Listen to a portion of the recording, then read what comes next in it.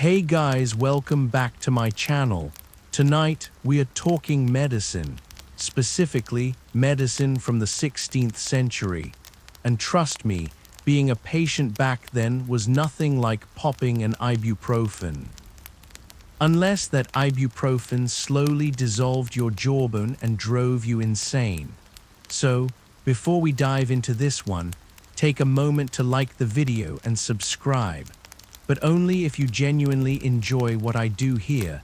Exploring the corner's history often forgets. Tell me in the comments. What time is it where you are right now? And if you could instantly cure one historical disease, which would it be?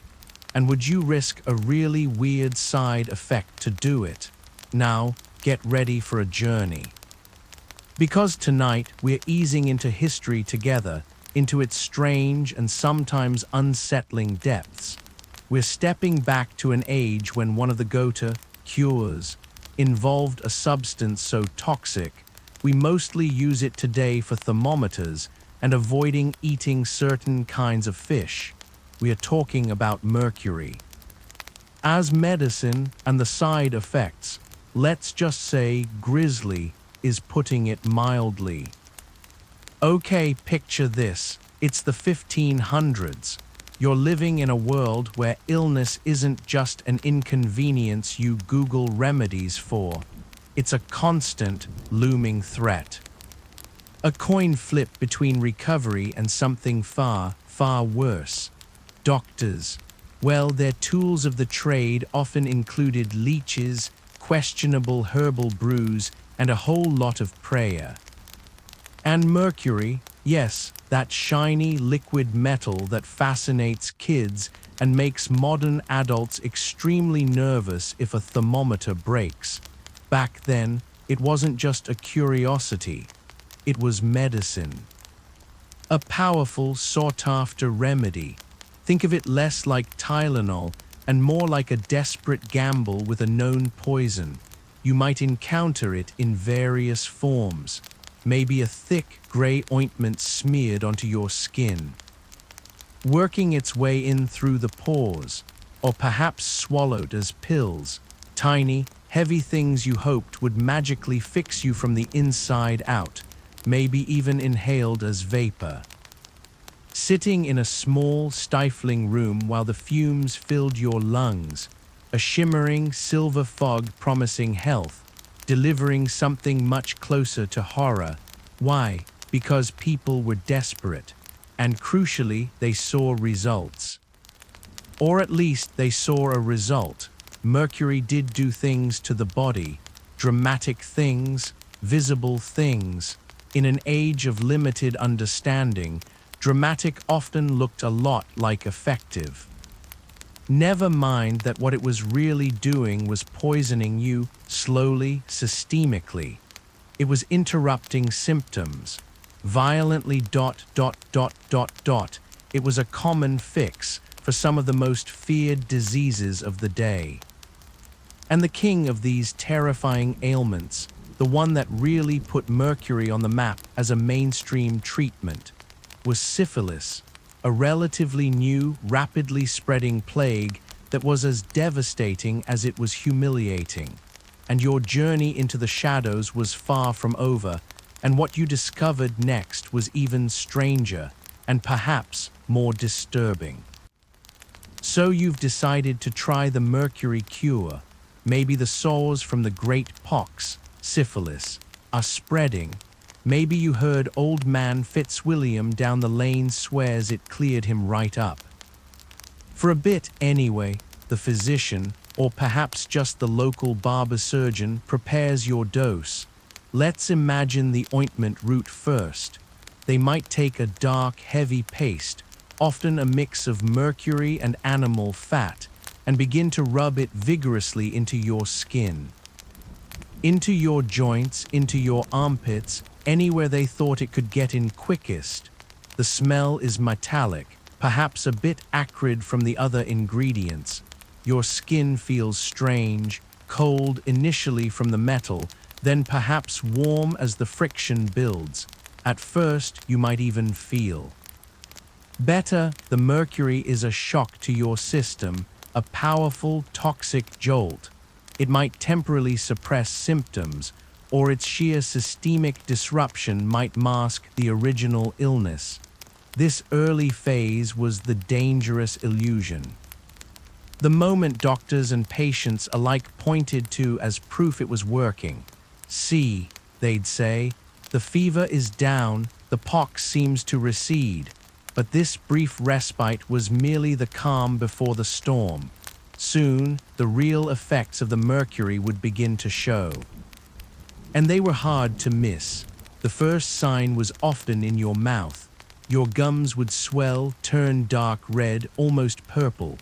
Then a strange, metallic taste would coat your tongue, constant and cloying. Imagine trying to get rid of the taste of old coins all day, every day.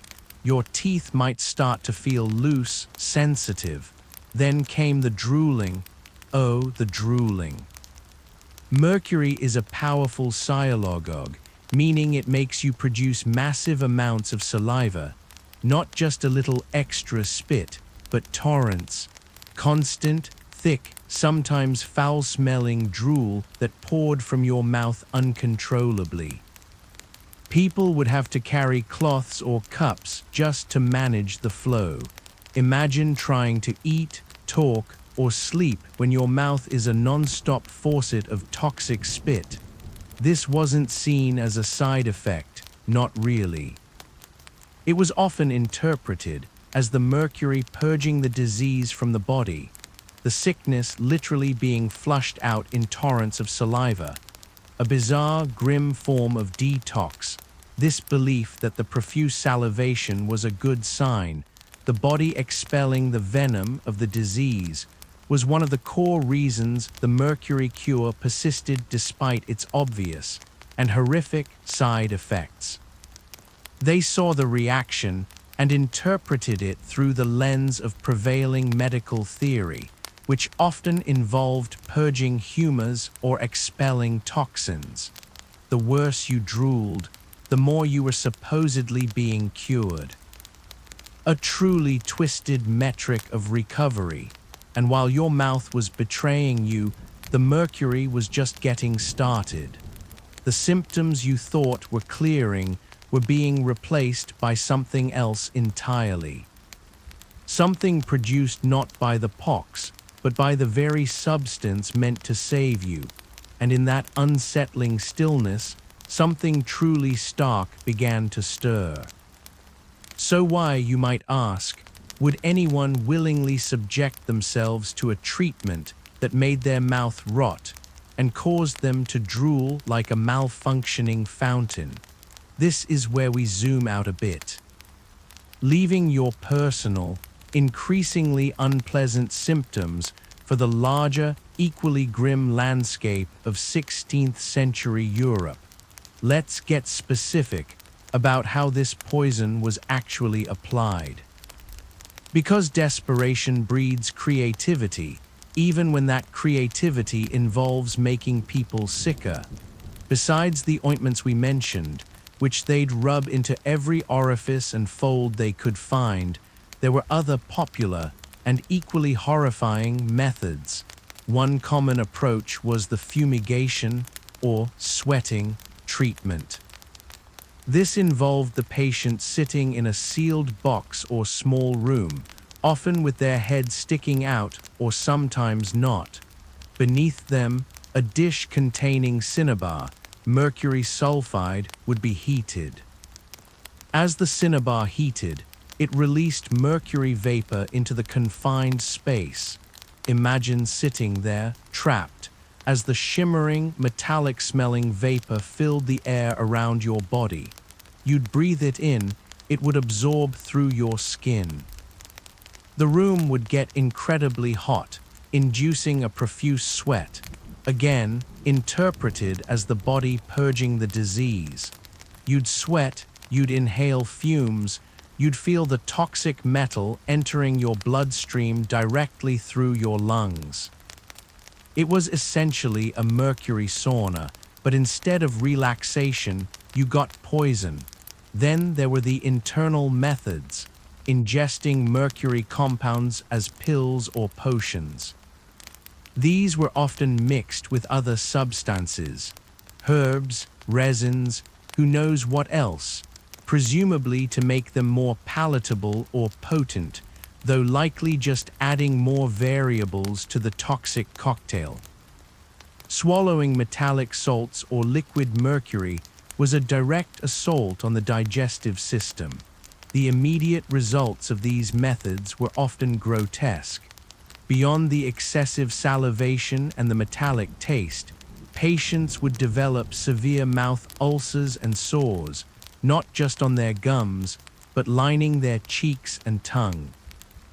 Eating became excruciatingly painful, swallowing a nightmare.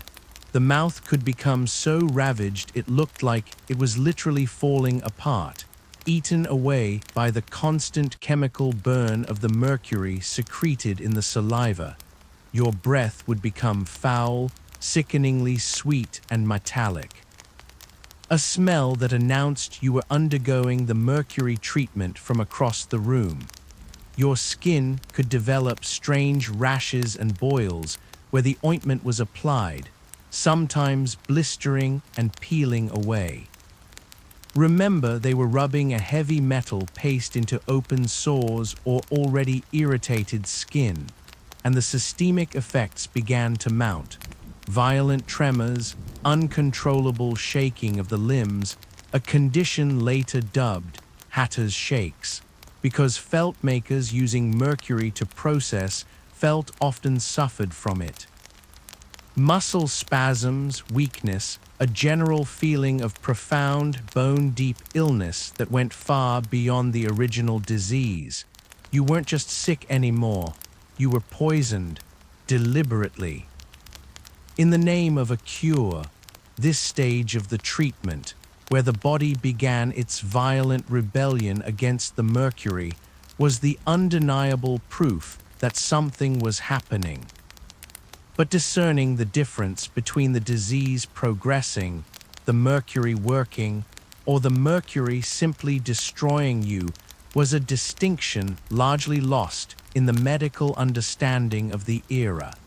All they knew was the body was reacting severely, and the grotesque physical transformation was just the beginning. The mercury was also setting its sights on your mind.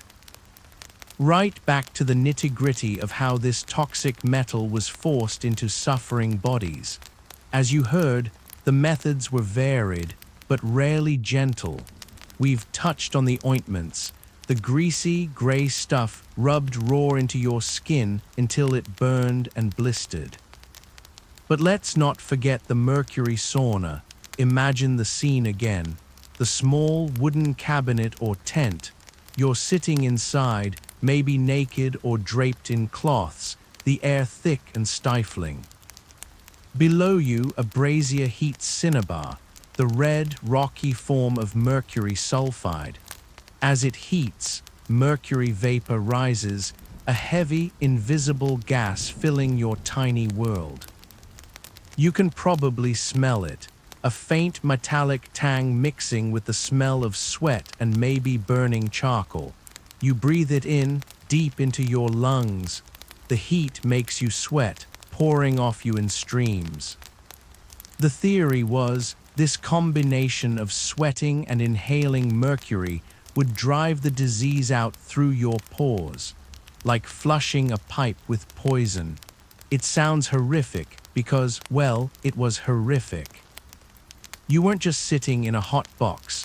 You were actively inhaling a neurotoxin and absorbing it through your largest organ, your skin. The heat and sweat were just byproducts of the process of poisoning you for your own good. And thanks to desperation spreading like syphilis itself, these methods weren't confined to one place or one form. As the search result confirms, mercury pills also became a popular way to get the treatment down. These weren't your modern, coated tablets. Think more like small, heavy pellets, perhaps made of mercury compounds mixed with bread or resin. Swallowing these felt like gulping down little weights. They'd sit in your stomach, slowly releasing their toxic cargo into your digestive tract. Nausea was common, violent vomiting not unheard of, as your body tried desperately to expel the poison you had just voluntarily ingested. The mercury would work its way through your gut lining, entering your bloodstream from within. No matter the route, rubbed in, breathed in, swallowed down, the mercury began its destructive work systematically. And the initial, highly visible signs weren't just limited to the rivers of drool and the metallic taste in your mouth. Your gums would recede, turning a horrifying shade of gray or black. Teeth would loosen, becoming wobbly pegs in a landscape of inflamed, ulcerated tissue. Sometimes, parts of your jawbone could even become exposed as the flesh around it died off. Think about the sheer, constant agony of a mouth literally decaying while you're still alive and trying to function. Eating anything solid would be a monumental task, every bite a fresh wave of searing pain. The smell emanating from your mouth would be putrid, the stench of decay and heavy metal poisoning undeniable. Beyond the mouth, mercury poisoning manifested as severe digestive issues, cramping, bloody diarrhea, the body reacting violently to the internal assault. Your skin might develop a strange pallor, or break out in persistent, weeping sores unrelated to the original illness. A general wasting away often occurred as the body struggled under the toxic load, unable to absorb nutrients properly or simply too sick to eat. This was the price of the cure, paid in disintegrating flesh and constant agony. It wasn't a gentle healing. It was a brutal chemical warfare waged inside your own body, with the mercury acting as a scorched earth mercenary, destroying everything in its path, including large parts of you. From a modern perspective. It's a chilling example of moral reflection. What desperation, what lack of alternatives, what prevailing belief systems could lead an entire society to accept such horrific suffering as a necessary part of healing? It wasn't ignorance of the symptoms. They were impossible to ignore. It was an interpretation of those symptoms, the drooling, the pain, the decay, as proof the treatment was working, that the poison was better than the disease. The suffering wasn't a failure. It was, in their eyes, evidence of success. Truly bizarre logic fueled by terror, and as the mercury saturated your system, it wasn't just your physical form that began to buckle under the strain. Your mind was next. You thought the drooling, the rotting mouth, the constant pain was the worst of it, didn't you? You were wrong. The mercury, now saturating your tissues, your bloodstream, wasn't finished with your physical form, but it was also beginning its true, terrifying invasion. The invasion of your mind. First came the tremors, not just a little shake. This was a deep, internal vibration that soon became visible. Your hands would tremble uncontrollably. Trying to lift a cup, trying to hold a pen, trying to just be still became impossible. The shakes would spread to your limbs, your head. Imagine trying to exist when your own body is in constant, violent motion, a prisoner of its own nervous system gone haywire. This wasn't just inconvenient, it was humiliating, debilitating. You were losing control visibly, constantly. Then the mercury whispers began. It attacked your brain, warping your thoughts, twisting your perceptions. Irritability was an early sign, a short temper, a sudden fuse, but it rapidly escalated. Paranoia would set in, a creeping, chilling suspicion that everyone was against you, plotting, talking about you. Whispering behind cupped hands, people you trusted seemed alien, threatening. You felt watched, judged, hunted even, by phantoms conjured by the toxic metal in your skull. Severe anxiety became your constant companion. A gnawing dread, a feeling of impending doom that had no source outside of your own poisoned brain chemistry. Sleep offered little respite, often filled with terrifying nightmares or broken by involuntary muscle spasms and tremors. And then, the full descent into madness. Hallucinations became common, vivid, and terrifying. You might see things that weren't there, hear voices, experience smells or tastes that were purely a product of the Mercury's assault. Reality frayed at the edges, then completely unraveled. Consider this, using the thinking tool, what's the deepest psychological horror Mercury could inflict? It's not just seeing things, it's the loss of you.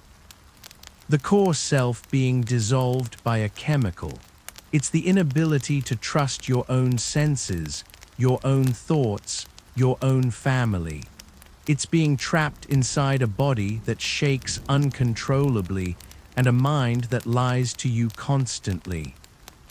It's the ultimate betrayal from within. Your muscles would seize up, painful cramps adding to the constant tremors. Coordination vanished. Walking became a stumble, fine movements impossible. You might have trouble speaking clearly, your tongue thick, your words slurred, adding to the terrifying isolation as communication became a struggle. In the final stages, profound confusion took over. You might not know where you were, who you were, or even what was happening to you. Delirium reigned. The person you were, with your memories, your personality, your connections, was being systematically erased by the very substance meant to heal you. You became a shell, trembling, drooling, lost in a fog of toxic madness. This was the stark, brutal irony of the Mercury cure. You went seeking relief from a disease that attacked the body, and instead, you found a poison that destroyed both body and mind. The promise of a cure delivered a different, arguably more horrifying, kind of terminal illness. And this horrific state wasn't always the end. Sometimes, trapped in this poisoned existence, you had to endure. So you're not dead yet. The Mercury cure didn't kill you outright, at least not immediately. Congratulations. Now you get to experience the long game of mercury poisoning. The chronic phase, this wasn't a temporary state. This was your new normal. The tremors, they might lessen slightly from the initial violent spasms, but they rarely disappeared entirely. Imagine trying to hold a spoon steady, to write your name, to button your own shirt, when a constant, internal vibration makes your hands dance like terrified spiders. Simple tasks became Herculean efforts. The loss of control was a daily, humiliating reminder of the poison coursing through you. Your muscles wouldn't just shake. They'd stiffen, cramp painfully. Walking might become a slow, shuffling gait, your limbs heavy and reluctant. Every movement could be accompanied by a dull ache or a sharp, seizing pain. You were a prisoner in a body that was actively fighting against itself, manipulated by a metallic puppet master. The physical decay initiated in the acute phase often continued. The mouth issues, the receding gums, the loose teeth, the foul breath, could persist for months. even years if you survived that long. Eating was still difficult, painful, a constant reminder of the internal damage. Your skin might remain sallow, prone to strange rashes or dryness. You were a living, breathing testament to the corrosive power of Mercury. Beyond the physical, the mental toll lingered or worsened. The paranoia and anxiety might subside slightly for some, replaced by a dull apathy or profound depression. For others, the madness became a permanent resident. Living trapped in a fractured reality, haunted by hallucinations, unable to connect meaningfully with the world or the people around you. Your personality could be fundamentally altered, leaving you unrecognizable to your loved ones. This chronic state wasn't recovery. It was a slow, degrading existence. Many who reached this point were permanently disabled, unable to work, relying entirely on others. They were social outcasts, their tremors, their slurred speech, their vacant stares marking them as victims of a cure almost as devastating as the disease it treated. Think about the sheer symbolic absurdity of this era's medicine. You sought relief from illness, and in return, you were offered a path to a different form of suffering. Constant pain, physical disability, and potential insanity, all while the original disease might still be lurking or have been merely driven deeper into your system. The treatment wasn't a restoration of health. It was a chemical transformation into a state of chronic poisoning, accepted because the alternative, untreated syphilis, was simply unthinkable. The cure was the disease, in a horrifying, ironic twist. This wasn't a glitch in the system.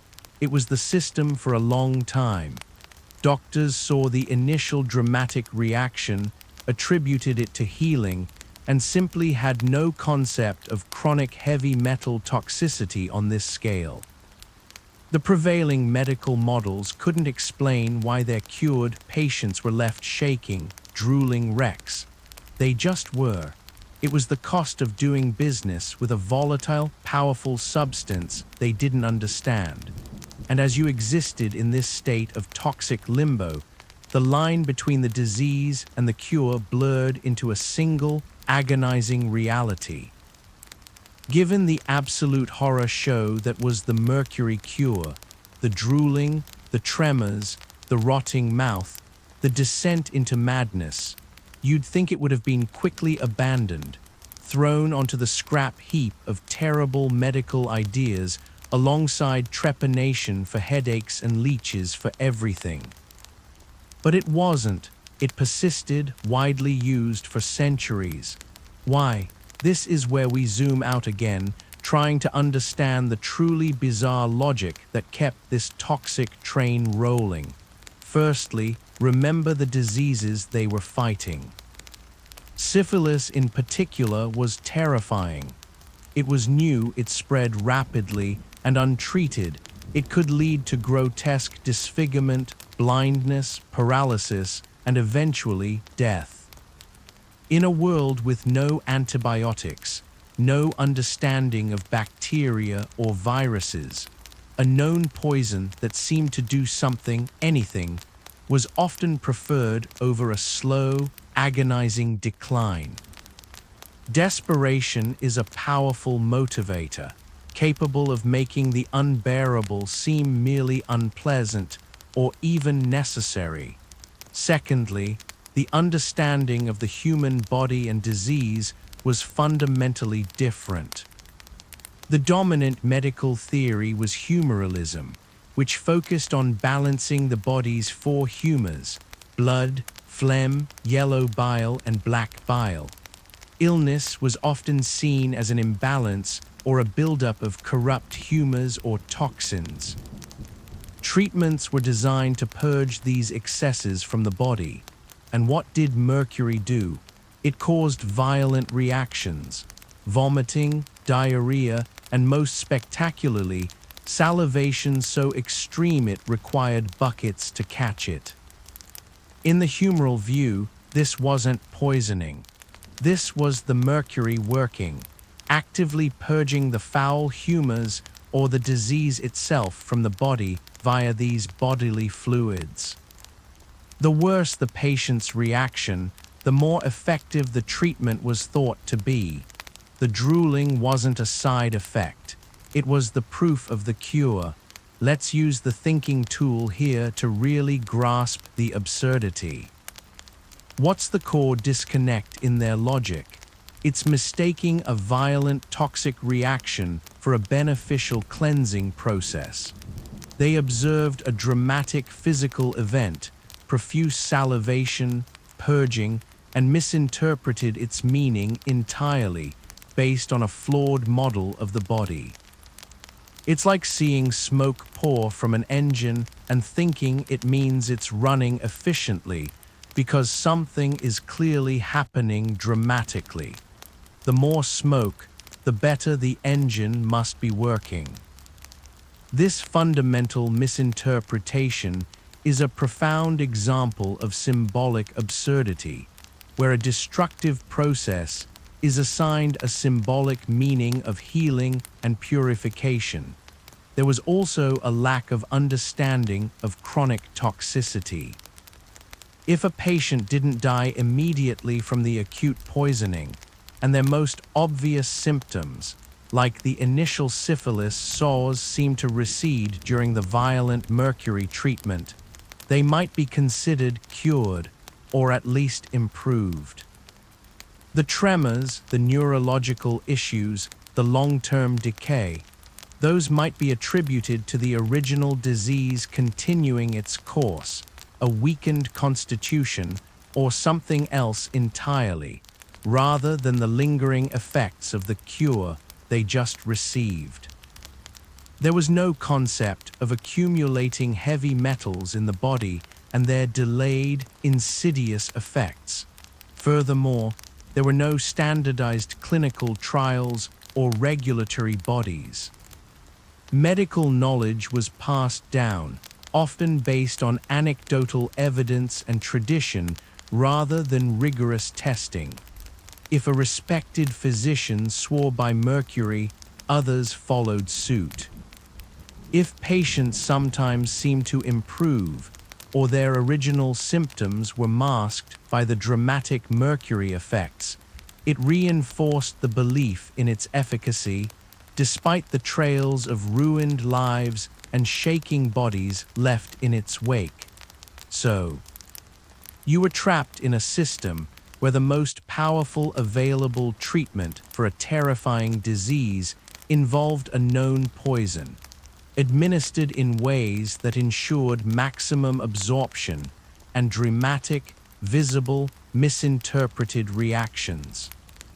You sought health and were offered a pathway through profound suffering, disability, and potential madness, all justified by a medical logic that saw the poison's destructive path as a sign of healing.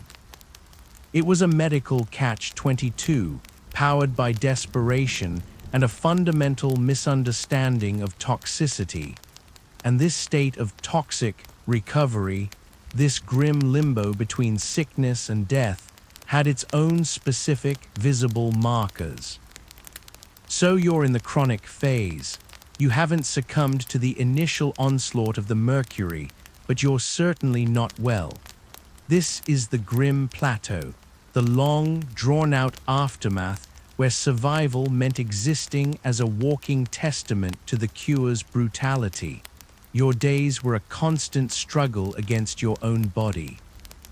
The tremors could be relentless, making simple acts like lifting a cup or holding a book a frustrating, impossible dance. Imagine the sheer exhaustion, the muscle fatigue from constantly, involuntarily shaking. Your sleep offered little escape, often interrupted by spasms or the metallic taste that never truly left your mouth. You were visibly marked, the tremors a constant, public signal of your condition. There was no hiding it. Beyond the shaking, mobility issues were common. Stiff joints, muscle weakness, a painful, shuffling gait.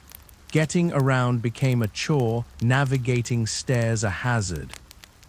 You might need assistance with basic tasks. Your independence slowly eroded by the cumulative damage of the heavy metal.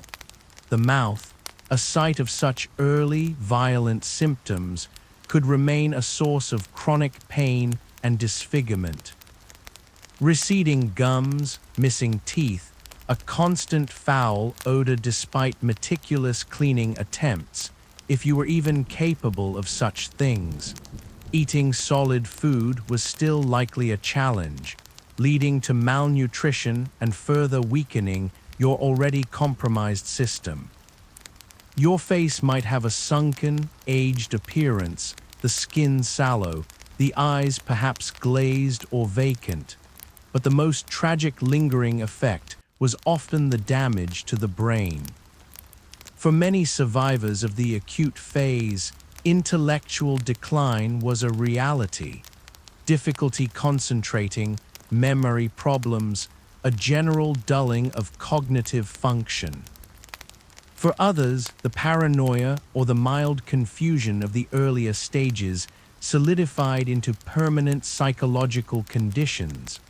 Some lived in a state of chronic low-grade psychosis, perpetually suspicious, anxious, or lost in their own world.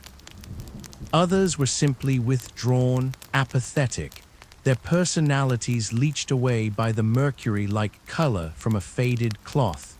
Consider the moral reflection here. In an age without understanding of mental illness as a biological or chemical issue, how were these trembling, confused, paranoid individuals viewed? Not as victims of a toxic treatment, but perhaps as morally weak, possessed, or simply incurably diseased, even if the original illness was technically gone. Their visible suffering wasn't always met with sympathy, but often with fear, avoidance, or judgment. You were left to languish, your state a horrifying advertisement for the cure's true cost, while the healed part was conveniently ignored or simply unseen. Your social life, if you had one, was likely decimated. Who wanted to spend time with someone who drooled uncontrollably, shook constantly, smelled faintly metallic, and might slip into paranoid ramblings? Isolation was a common companion to chronic mercury poisoning. You were often left alone with your tremors and your twisted thoughts, a ghost in your own life. This wasn't a quick death for many. It was a long, slow fade, a state of permanent impairment and suffering that could last for years. You were a living example of the blurred line between a cure and a curse, trapped in a body and mind, ravaged by the very substance meant to restore you. And as medical understanding slowly, agonizingly slowly, began to shift, questions about this brutal cure started to surface. Or did they just find new ways to administer the poison? So after hearing about the raw agony, the trembling, the literal decay, and the slide into madness caused by this cure, a logical person today would assume humanity collectively smacked its forehead and immediately stopped using mercury in medicine. Right, wrong, this wasn't a brief, unfortunate experiment quickly abandoned. As that search result hints, and as history confirms in grim detail, the medical use of mercury, particularly for syphilis and a host of other real and imagined ailments, persisted for centuries.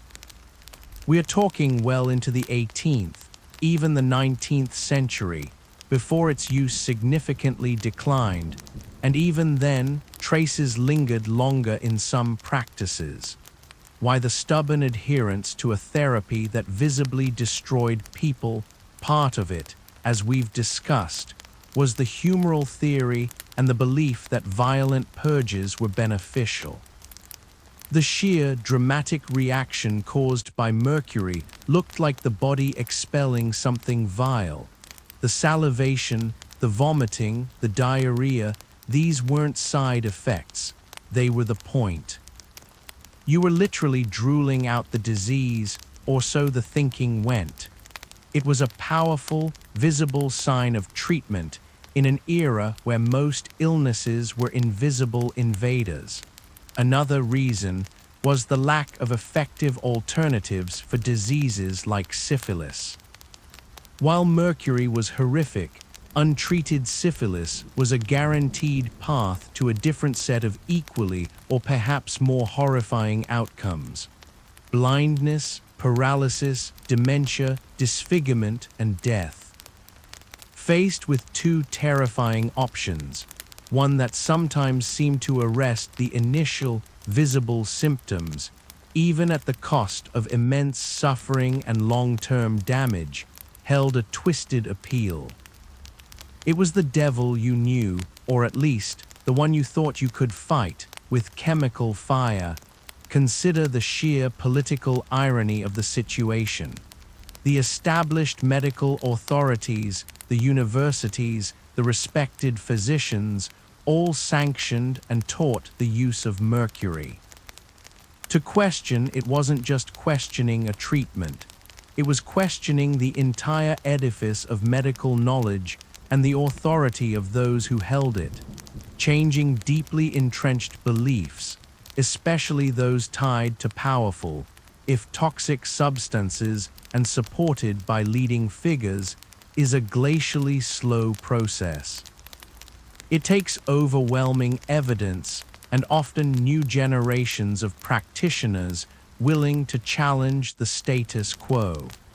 And the evidence, though visible in the suffering bodies of patients, was easily misinterpreted through the existing theoretical framework. The system, built on ancient humoral theory, actively resisted interpreting the horrific side effects as failures, instead slotting them into the narrative of purging and crisis that was part of the expected path to recovery. Even as some doctors began to notice the consistent, devastating neurological and physical consequences, the response wasn't always to abandon mercury entirely. Sometimes it was to modify the dose, change the administration method, or simply apply it to different problems, hoping it would be less destructive elsewhere. Mercury was used for everything from melancholia, depression to parasitic worms, constantly demonstrating its powerful, toxic effects in various horrifying ways before understanding caught up. The transition away from mercury wasn't a sudden enlightenment. It was a slow, messy process of observation, doubt, gradual skepticism, and eventually the development of less harmful, more effective treatments, like the eventual understanding and use of arsenic compounds, which were also toxic, but sometimes less so in specific applications, and finally antibiotics centuries later. It took centuries for the sheer weight of evidence, the ruined health, the shaking bodies, the poisoned minds, to finally, definitively outweigh the flawed theories and the lack of alternatives that had kept mercury on its grim pedestal. You weren't just a patient in the 16th century. You were a data point in a long, agonizingly slow, uncontrolled experiment that lasted for generations, demonstrating in the most brutal way possible the cost of medical ignorance and the persistence of flawed ideas. And as we step back into the present, the shadows of this era raise uncomfortable questions about our own beliefs and the speed at which we adopt or abandon what we consider cures. So there you have it, a journey not just through a historical treatment, but through a historical nightmare. we've walked with the patience of the 16th century and beyond, witnessed the desperate hope turn into rivers of toxic drool, seen the tremors take hold, and watched minds dissolve into mercury-induced madness. We've seen gums recede, teeth loosen, and the very breath turn foul with the stench of a cure that was, in reality, a slow chemical execution. We've zoomed out to understand the forces that kept this barbaric practice alive for centuries. The terror of diseases like syphilis, the flawed logic of humoral theory that misinterpreted poisoning as purification, the lack of alternatives, and the sheer institutional inertia of established medical practice. It was a perfect, horrible storm of ignorance, desperation, and misinterpretation, raining liquid metal onto suffering people in the name of healing. It's easy, from our vantage point of antibiotics and clinical trials, to look back and shudder, to feel a smug sense of superiority. How could they be so foolish, we ask, but remember the context: limited knowledge, terrifying diseases, and a deep human need to do something in the face of suffering, even if that something was worse than doing nothing. And maybe, just maybe, there's a lingering echo of that era in our own time. Not with Mercury, thankfully, but perhaps in the desperation for quick fixes, in the appeal of dramatic but unproven therapies, in the challenge of distinguishing genuine healing from harmful intervention, or in the slow grind of scientific understanding replacing confidently held, but ultimately wrong, beliefs. We've come a long way, absolutely. But the history of Mercury as medicine is a stark, gleaming reminder that the line between cure and poison can be terrifyingly thin, and that sometimes the most dangerous thing isn't the disease itself, but the desperate, misguided attempt to conquer it. A reminder that even the most trusted authorities can be profoundly, terrifyingly wrong, and that sometimes the price of progress is paid in human suffering, one trembling, drooling patient at a time. It's a heavy thought, I know. History isn't always comfortable, and this corner is particularly grim. So, what historical oddity or uncomfortable truth would you like to explore next? Let me know in the comments below. If you found this deep dive into the dark side of historical medicine intriguing, please give the video a like and subscribe for more journeys into the strange, the unsettling, and the unforgettable parts of the past. Thanks for watching, and I'll see you in the next one. Stay curious, and maybe be extra thankful for modern dentistry and penicillin.